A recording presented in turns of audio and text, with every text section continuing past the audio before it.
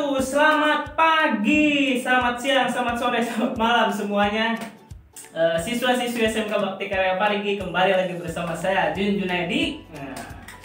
Dan di sini kita akan belajar pelajaran simulasi dan komunikasi digital. Nah, di materi pertama kali ini kita akan belajar tentang logika dan algoritma. Jadi teman-teman yang nggak suka pakai logika itu harus belajar ini. Apalagi yang patah hati karena diputusin gak ada logika, teman-teman harus belajar ini. Oke, apa saja yang akan kita pelajari? Mari kita lihat kompetensi dasarnya. Yang pertama itu ada menerapkan logika dan algoritma. Jadi selain belajar logika, kita akan belajar algoritma. Algoritma itu bagian dari proses bagaimana sih dia memutuskan kita. Nah, itu bisa ya kita pelajari nanti ya. Nah, selanjutnya menggunakan fungsi-fungsi atau perintah komen. Nah, materi pembelajaran apa yang akan kita pelajari di sini yaitu ada merumuskan definisi logika dan algoritma. Jadi teman-teman, silakan yang bisa merumuskan definisi logika dan algoritma, silakan tinggalkan di kolom komentar. Selanjutnya merumuskan fungsi logika. Selanjutnya ada merumuskan masalah tentang konsep logika dan algoritma menggunakan flowchart. Nah, teman-teman nanti belajar flowchart, bagaimana cara membangun flowchart dari awal sampai akhir. Flowchart itu kayak bentuk jejer genjang atau prisma ataupun segitiga, itu flowchart. Nanti kita belajar. Nah, selanjutnya mengumpulkan data tentang fungsi dan fitur perangkat lunak. Oke. Ya. Lalu mengomunikasikan tentang algoritma permainan dan cara menggunakan aplikasi animasi. Oke, kita ke pengantaran dulu yang simple dulu ya. Di sini ada logika. Logika itu apa sih? Logika itu apa sih? Logika itu. Coba kita pikirkan sedikit ya, logika itu apa? Kadang-kadang kita ngobrol tuh sama orang tuh bilang ngobrol tuh harus pakai logika gitu. Ngobrol itu harus pakai logika. Nah, logika tuh apa sebenarnya logika? Baik, kita pikirkan logika. Logika itu kan logis ya. Logis itu, nah di sini ada nih, logika berasal daripada logos ya, yang bermakna hasil nalar yang diutarakan dalam kata dan dinyatakan dalam bahasa. Jadi nalar itu adalah pemikiran ya. Jadi kalau misalkan misal contohnya kita diputusin pacar tapi nggak ada alasannya, berarti kan nggak sesuai logika. Tidak ada di nalar kita sedikit pun terbesit satu benang merah alasan gitu kenapa dia bisa putusin kita. Nah, itu contohnya, simpelnya, karena teman-teman suka mencintai.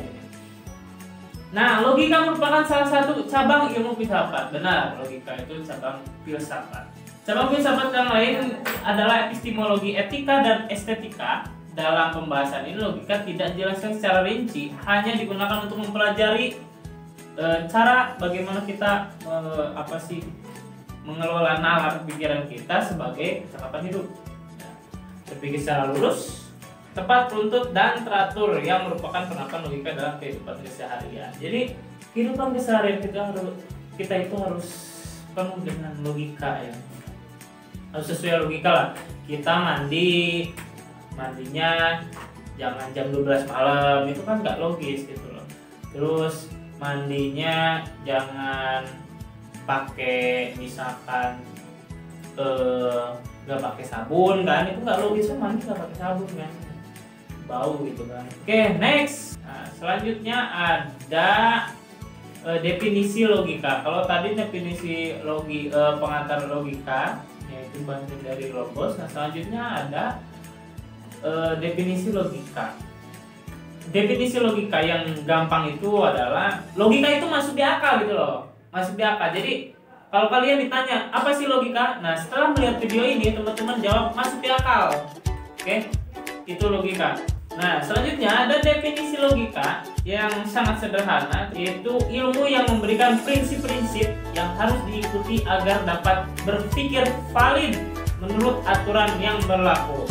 Nah, jadi berpikir valid itu adalah berpikir yang terverifikasi. Misal kita mikir kenapa bumi itu bulat. Nah itu kan harus diklarifikasi ya. Harus diverifikasi. Kenapa bumi itu bulat? Nah, teman-teman bisa ketika kalian misalkan, wah bumi itu bulat, nah teman-teman harus mempunyai dasar yang kuat sesuai dengan logika tadi, dengan nalar dan paling gitu. Ilmunya terverifikasi bahwa bumi itu bisa bulat. Nah selanjutnya ada manfaat mempelajari logika. Jadi ya, ada manfaat yang mempelajari logika itu menjaga supaya kita selalu berpikir dengan menggunakan asas yang sistematis dan masif. Ya. Nah, selanjutnya membuat daya pikir menjadi lebih tajam dan menjadikan lebih berkembang. Tentu ya, jika kalian punya pemikiran yang sesuai, kita pasti memikirkan lebih tajam gitu loh, kritis. Nah, selanjutnya membuat setiap orang berpikir cermat, objektif, dan efektif dalam berkomunikasi. Jadi kalau bicara dipikir dulu gitu loh. Jadi kalau kalian punya pemikiran logika, tapi kalau bicara itu hati-hati dipikir dulu dan sesuai dengan minimal ada referensi, silakan ngobrol gitu. Apalagi ngobrol. Selanjutnya ada meningkatkan cinta kebenaran dan menghindari kesesatan benar. Jadi teman-teman akan lebih pemikir ketika mengambil satu pandangan ataupun satu tujuan gitu. Jadi pikir dulu mata-mata. Jadi kalau misalkan lebih tepatnya ketika kita memandang satu permasalahan atau satu pemikiran, teman-teman harus lihat dari berbagai sudut pandang dulu sebelum mengambil kesimpulan A, B, C atau D gitu. Paham ya? Nanti kalau misalkan mau lebih dalam, kita ketemu di sekolah tentang logika. Nah, selanjutnya ya ada fungsi logika. Fungsi logika adalah sebagai alat untuk menarik kesimpulan. Alat untuk menarik kesimpulan. Kita dapat menggunakan alat ini setelah melakukan penalaran berdasarkan pernyataan-pernyataan benar dan prediksi yang ada. Penalaran untuk penarikan kesimpulan dibedakan menjadi dua jenis, yaitu nalar deduktif dan induktif. Jadi fungsi logika itu untuk menarik kesimpulan. Ketika ada satu proses yang dilakukan, itu ada satu proses yang dilakukan, maka akan menghasilkan output. Outputnya itu adalah kesimpulan. Apa yang dihasilkan dari itu? Selanjutnya, tadi kan ada dua jenis pola penalaran dalam logika, itu ada deduktif dan di sini kalau deduktif apa sih? Deduktif itu adalah penarikan kesimpulan yang bergerak dari pernyataan benar yang umum ke khusus. Jadi orang hari Senin pergi ke nah, contoh nih ada umum. Semua siswa SMK harus disiplin dan bertanggung jawab, khusus Sandi adalah siswa SMK. Kesimpulannya Sandi tidak bertanggung jawab.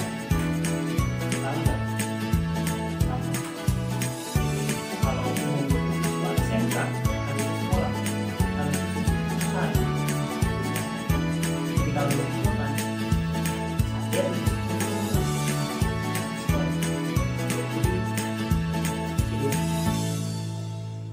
Nah, selanjutnya penarikan kesimpulan yang bergerak dari pernyataan yang khusus ke umum. Misal nih contohnya, khusus Depi rajin belajar, dia mendapat hasil yang memuaskan. Khusus jika rajin belajar, dia mendapat hasil yang memuaskan. Khusus jika rajin belajar, dia mendapat kesimpulan. Siswa yang rajin belajar akan mendapatkan hasil yang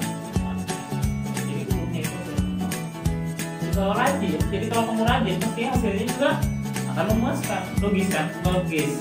Jadi kalau kamu rajin, hasilnya akan memuaskan. Kalau kamu disiplin, kalau kamu datang ke sekolah belajar harus disiplin. Oke? Selanjutnya kita masuk ke yang kedua. Tadi kita udah belajar bagaimana logika bermain di pikiran kita. Sekarang kita akan belajar bagaimana itu algoritma, ya. Algoritma itu apa sih gitu loh. Nah, di sini ada menurut Abu Ja'far Muhammad Ibnu Musa Al-Khwarizmi. Algoritma dia adalah seorang penulis buku Arab yang berjudul Kitab Al-Jabar wal Muqabalah, buku pemugaran dan pemurahan.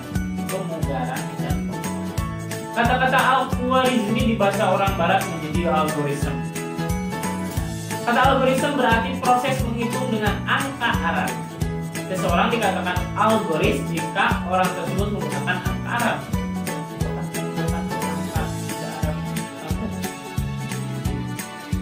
Kata algoritma melambat laun menjadi algoritma disebabkan kata algoritma sering dikelilingkan dengan kata aritmatik, sehingga akhirnya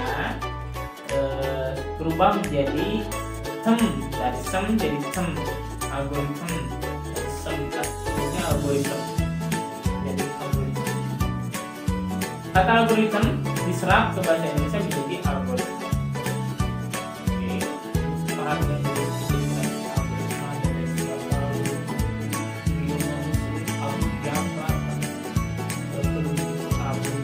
Muhammad Ibnu Musa Al-Khwarizmi. Jadi silakan kalau teman-teman penasaran dengan Abu Ja'far, silakan searching saja di Google, jangan tanya.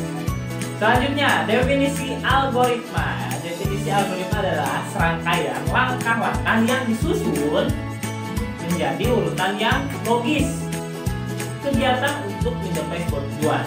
Jadi algoritma itu susunan proses untuk mencapai suatu kesimpulan, suatu tujuan gitu loh. Tujuan. Misal nih, teman-teman mau pergi ke Bandung. Langkah pertama yang teman-teman lakuin adalah apa tuh? Bukan naik bus, bukan. Niat dulu, teman-teman niat ke Bandung ya. Niat ke Bandung. Selanjutnya teman-teman naik ojek dari Parigi ke Pangandaran. Nah, dari Pangandaran teman-teman harus cari bus Pangandaran Bandung. Nah, di Pangandaran Bandung teman-teman di terminal teman-teman naik bus Pangandaran Bandung menuju Bandung.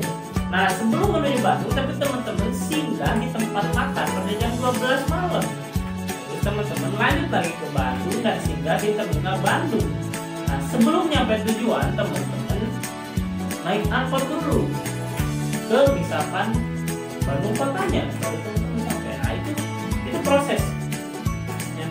Jadi algoritma itu berbicara proses. Semua manusia melakukan sebuah proses setiap hari. Daily activity itu merupakan proses yang itu adalah algoritma. Itu ada algoritma. Jadi kalau teman-teman niat bikin kopi, nah itu algoritma. Kopi itu kan ada tahapannya, nggak tiba-tiba kopi sama plastiknya, misal kopi kapak api, misal plastiknya langsung dimasukin ke gelas terus dimasukin air. Kan tidak seperti itu. Jadi teman-teman harus membuka dulu bungkus kopinya, menuangkan kopinya ke gelas, lalu memanaskan air panas, lalu menyeduh kopi itu, lalu kopi itu dikocek ya. Dikocek pakai sendok tentunya. Lalu teman-teman langsung minum kopinya. Siap itu dihidangkan. Nah, itu sebuah proses. Jadi algoritma itu apa? Jika ditanya proses melakukan suatu hal mencapai tujuan. Nah, di sini terdapat berbagai bentuk atau cara mengomunikasikan algoritma. Ya, antara lain adalah menggunakan berjalan alir, pseudocode dan bahasa pemrograman. Bentuk algoritma yang mudah dibaca dan menggunakan berjalan alir. Nah, teman-teman, itu tadi algoritma. Untuk pertemuan minggu depan kita akan belajar bagaimana cara membuat algoritma ya, dan menggunakan flowchart ya. Oke, itu saja untuk materi kali ini. Sampai jumpa di materi selanjutnya. Bye.